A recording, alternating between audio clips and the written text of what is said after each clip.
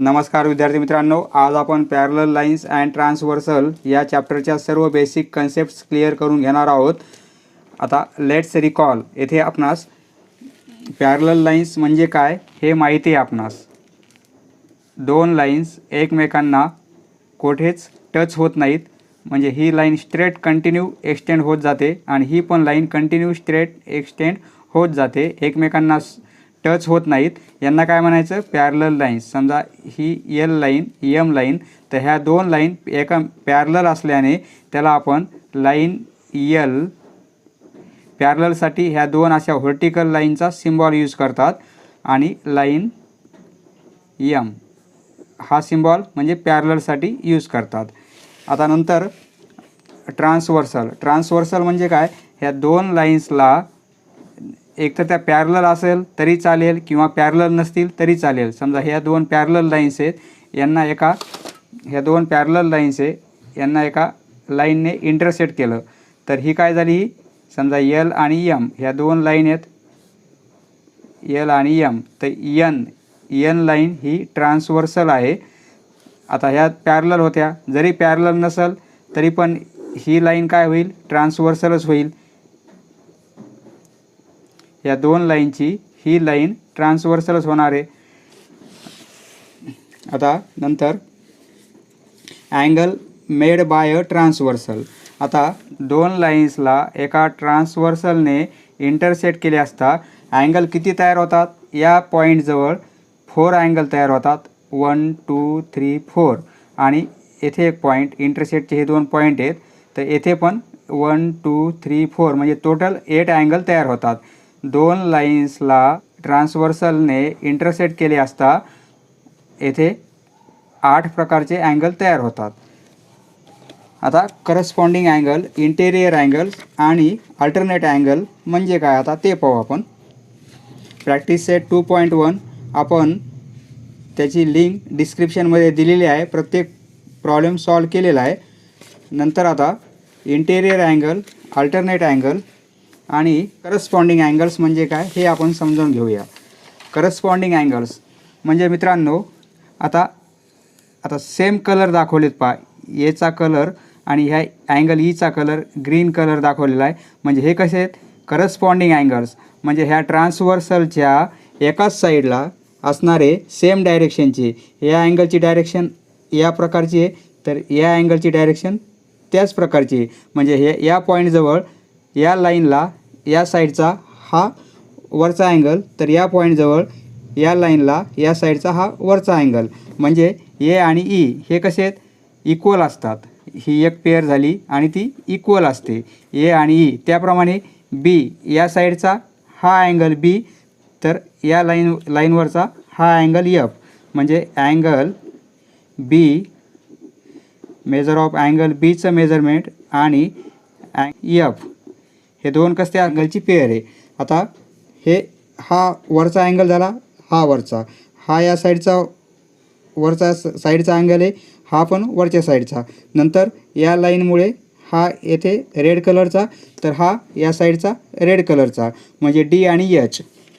Major of angle D equal to measure of angle H. ही काय झाली? Corresponding अँगलची पेअर झाली आणि ती इक्वल असते. आता सी आणि जी सेम कलर असणार आहे, सी आणि जी. म्हणजे measure of angle C equal to measure of angle G. या लाईनचा या साईडचा, तर या लाईनचा या साईडचा. म्हणजे सेम डायरेक्शनचे, ही डायरेक्शन, ही डायरेक्शन, ही डायरेक्शन, तर ही डायरेक्शन, ही अशी डायरेक्शन, तर या लाईनची ही डायरेक्शन, या लाईनची ही डाऊनची डायरेक्शन, तर या लाईनची ही डाऊनची डायरेक्शन. हे झाले करस्पॉन्डिंग अँगल्स. नंतर आता अल्टरनेट अँगल्स. अल्टरनेट अँगल्स म्हणजे काय?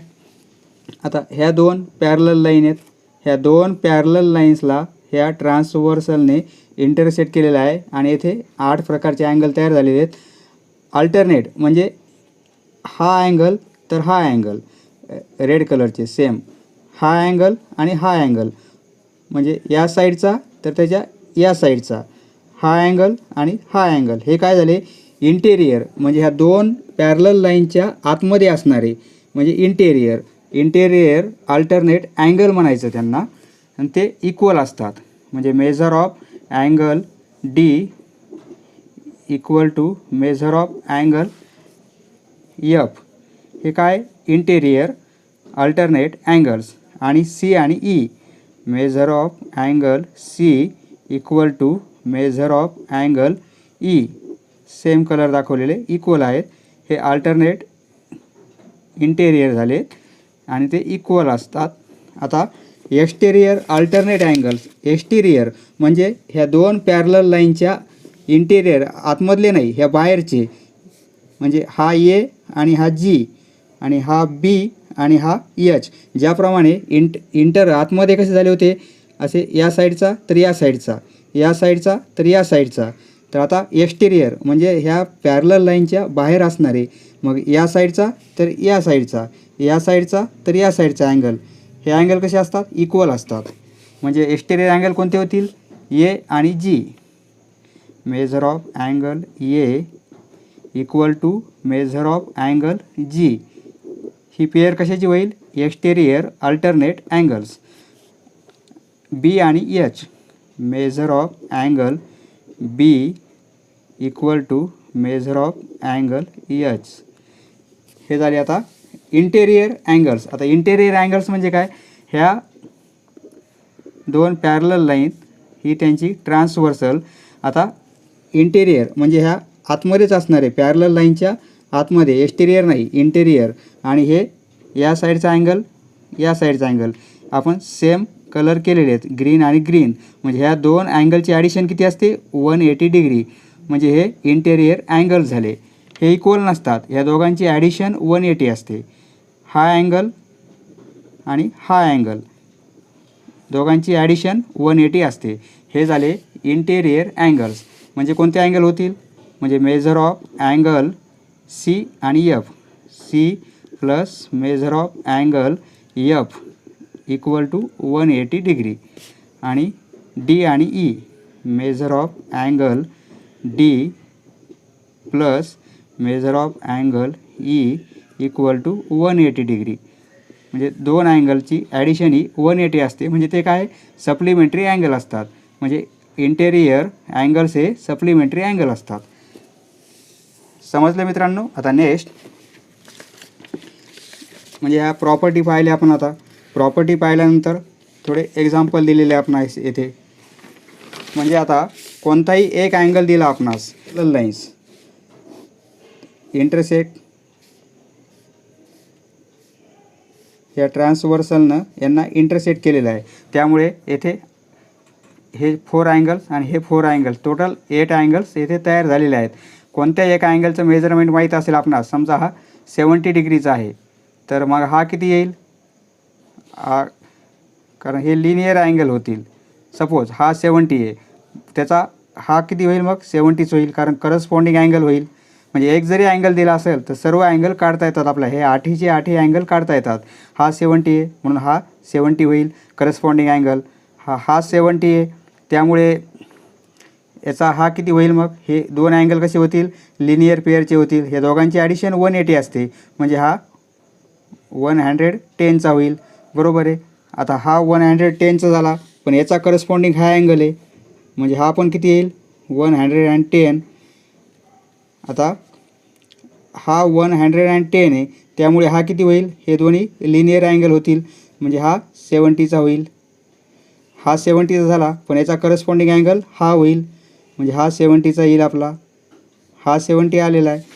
आता हे 70, म्हणजे हे दोन अँगल कोणते आहेत आपले लिनियर अँगल आहेत. हा 70, त्यामुळे हा कसा होईल 110चा. आता हे इक्वल असतात, अपोजिट अँगल होतात. हा अँगल आणि हा अँगल, हा अँगल आणि हा अँगल, हा अँगल आणि हा अँगल, हे अपोजिट अँगल. हा 110, हा पण 110 येईल, म्हणजे हे अपोजिट अँगल ते पण इक्वल असतात. समजा असे अँगल, या साईडचा अँगल आणि या साईडचा अँगल हे दोन्ही इक्वल असतात. हे येथे अपोजिट होतील. जरी अँगल आपणास माहीत असेल तरी आपणास सर्व काढता येतात. समजा हा अँगल माहिती आहे आपणास, हा समजा 100 डिग्रीचा आहे, तर दोघांचे ॲडिशन हे लिनियर पेअरचे होतात, त्यामुळे हा 80चा येणार आहे. बरोबर आहे. आपण जरी यांचा विचार केला नाही, करस्पॉन्डिंग, इंटेरियर, तरी आपणास हे लिनियर प्रमाणे सर्व काढता येतात. मग आता हे पण लिनियर होतील. हा 80चा आहे म्हणजे हा किती होईल, 100चा होईल. आता हा 100चा आहे पण हे पण लिनियर होतील दोन अँगल हे, त्यामुळे हा पण 80चा होईल. आणि हे दोन्ही लिनियर, दोघांचे ॲडिशन 180 येते. हे पण 180, ही पण 180. बरोबर आहे. हा 80चा आहे त्यामुळे हा करस्पॉन्डिंग घेतला तर हा 80चा होईल. हा 80चा, त्याचा अपोजिट हा 80चाच होईल.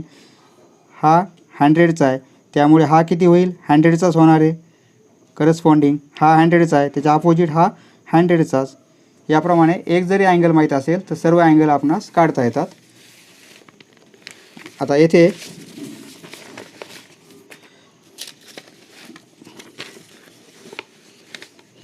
ह्या दोन पॅरलल लाईन दिलेल्या आहेत. एक ट्रान्सवर्सल दिलेली आहे, एल ट्रान्सवर्सल आहे. एम आणि एन ह्या दोन पॅरलल लाईन आहेत. ए, बी, डी आणि सी, एफ, ई, एच आणि जी. आता बीचं मेजरमेंट दिलं आहे आपणास एक्स प्लस 15 डिग्री. बीचं मेजरमेंट हे अँगल किती दिला आहे, एक्स प्लस 15 डिग्री. बरोबर आहे. आणि नंतर ईचं मेजरमेंट दिलेलं आहे. ईचं किती दिलं आहे, 2x प्लस 15 डिग्री असं मेजरमेंट दिलेलं आहे. यावरून आपणास काय करायचं आहे, find the value of x, म्हणजे एक्सची व्हॅल्यू किती आहे ती कॅल्क्युलेट करायची आहे. तर आता आपण काय करू, हा अँगल आहे, हा याचा करस्पॉन्डिंग अँगल हा होईल, म्हणजे हा 2x प्लस 15 हा पण अँगल होईल. मग हा अँगल माहीत आहे आणि हा पण माहीत आहे, म्हणजे 180 ॲडिशन होईल. असंही करता येईल किंवा याचा करस्पॉन्डिंग हा अँगल घेता येईल आणि दोघांचे ॲडिशन 180 करता येईल.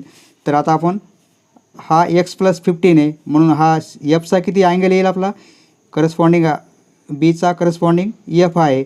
एक्स प्लस 15 हे मेजरमेंट आहे त्यामुळे हे पण एक्स प्लस 15 येईल, एक्स प्लस 15 डिग्री. बरोबर आहे.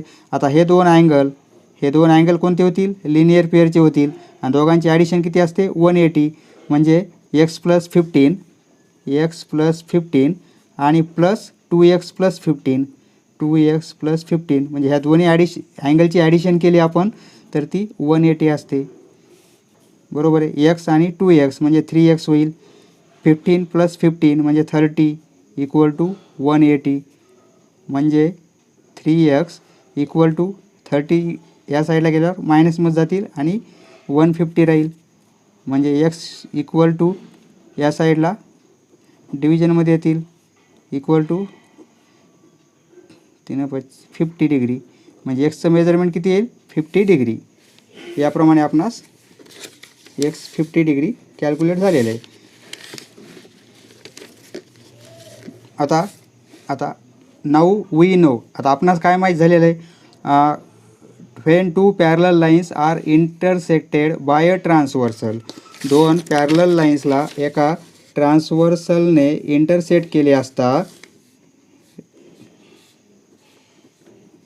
The angles formed in each pair of corresponding angles are congruent. म्हणजे हा अँगल इक्वल असतो, त्याप्रमाणे हा अँगल आणि हा अँगल करस्पॉन्डिंग अँगल इक्वल आहेत.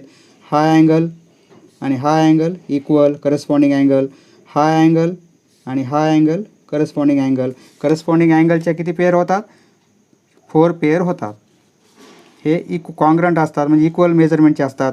Alternate angles are congruent, alternate angles congruent असतात म्हणजे हा अँगल तर हा अँगल हे अल्टरनेट होतील. हा अँगल आणि हा अँगल, हा अँगल आणि हा अँगल अल्टरनेट होतील, ते पण कॉन्ग्रंट असतात. आणि इंटेरियर अँगल्स आर सप्लिमेंटरी.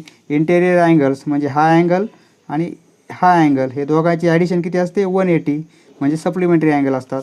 हे आपणास आता माहीत झालेलं आहे.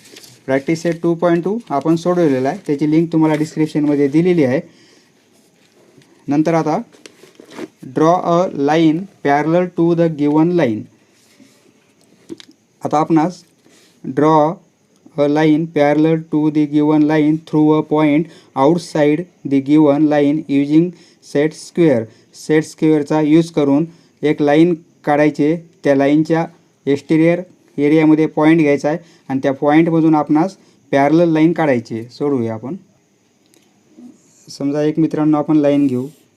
ही लाईन काढलेली आहे आणि ह्या लाईनच्या बाहेर ही एल लाईनच्या एक्सटेरियर पोर्शनमध्ये एखादा पॉईंट आहे. समजा हा पी पॉईंट आहे. तर ह्या पी पॉईंटमधून एल लाईनला पॅरलल लाईन काढायची आहे. तर त्यासाठी आपण येथे सांगितलं आपणास सेट स्क्वेअरचा वापर करा. सेट स्क्वेअर यूज करायचा आपण. तर आता हा पी पॉईंट आहे, बरोबर आहे. पी पॉईंट आपण असा सेट स्क्वेअर यूज करू. ही लाईन याला मॅच केलेली आहे. हा पॉईंट इथे मॅच केलेला आहे. नंतर हा थोडं या साईडला घेऊ आणि नंतर आता हा बरोबर पॉईंटवर मॅच करू आपण.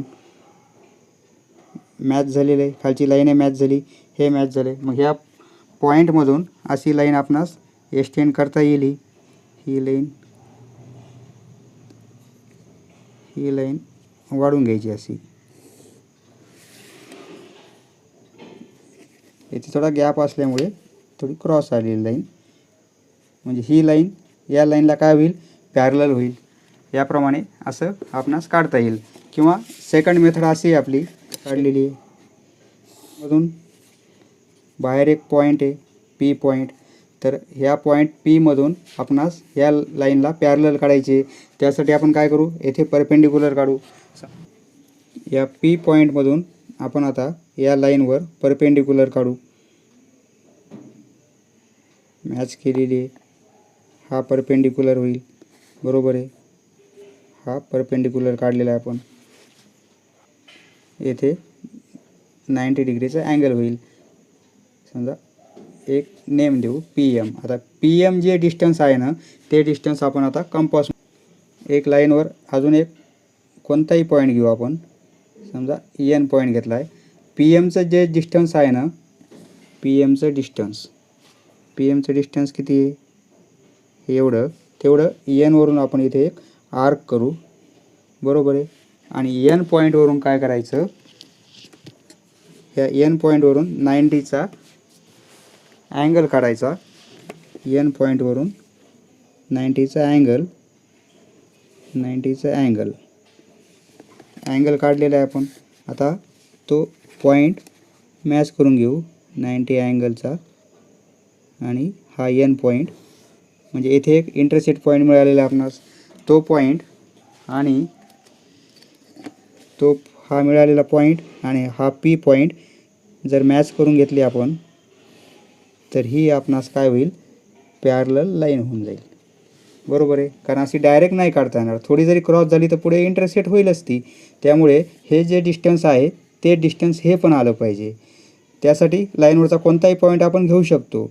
मग येथे आपणास 90चं एक परपेंडिक्युलर काढावं लागेल आणि हे जे डिस्टन्स आहे तेवढा आर्क घ्यावा लागेल आणि त्या पॉईंटमधून ही काढता येईल. म्हणजे P हे L आणि M याप्रमाणे आपण दिलेल्या लाईनच्या बाहेर असणाऱ्या पॉईंटमधून पॅरलल लाईन काढलेली आहे. नेक्स्ट आता येथे draw a parallel line to a given line at a given distance. 2.5 centimetre distance दिलं होतं. म्हणजे या लाईन Lला 2.5 सेंटीमीटर दूर असणारी पॅरलल लाईन काढायची आहे. तर त्यासाठी सेम एक लाईन काढू आपण. एक लाईन काढलेली आपण, लाईन Lने इंडिकेट केला आपण. 2.5 म्हणजे एक पॉईंट घेऊ आपण येथे आणि येथे एक कोणता तरी पॉईंट घेऊ आपण. आता 90चा अँगल काढू आपण. 90चा अँगल घेऊ आपण ह्या पॉईंटवरून. लाईनवरचे कोणते दोन पॉईंट घेता येतील, हा पॉईंट आणि या पॉईंटवरून आपण काय करू, 90चा अँगल घेऊ. म्हणजे हे दोन पॉईंट मिळतील आपणास. म्हणजे आपणास काय होईल, परपेंडिक्युलर काढता येईल ते पॉईंट घेतल्यामुळे आपण. आता हे परपेंडिक्युलर झालेलं आहे आणि हा पण परपेंडिक्युलर झालेला आहे. आपणास डिस्टन्स किती दिलेलं आहे, 2.5. मग आता हे कंपासमध्ये 2.5 आपण डिस्टन्स घेऊ. आता 2.5 हे कंपासमध्ये डिस्टन्स घेतल्यानंतर ह्या पॉईंटमधून येथे आपण आर्क करू असा आणि येथे आर्क करू. म्हणजे हे दोन्ही पॉईंट 2.5 डिस्टन्सवर आहेत. बरोबर आहे. समजा पी आणि क्यू हे दोन्ही पॉईंट 2.5 डिस्टन्सवर आपण त्याप्रमाणे काढलेले आहेत. तर आता पी आणि क्यू मधून एक लाईन काढू आपण. ही लाईन काढलेली म्हणजे ह्या दिलेल्या लाईनला 2.5 सेंटीमीटर अंतरावर आपण एक पॅरलल लाईन काढलेली आहे. अरे आपला चॅप्टर पूर्ण झालेला आहे. समजलं मित्रांनो? धन्यवाद. पुढचा व्हिडिओ पाहण्यासाठी चॅनल सबस्क्राईब करा. धन्यवाद.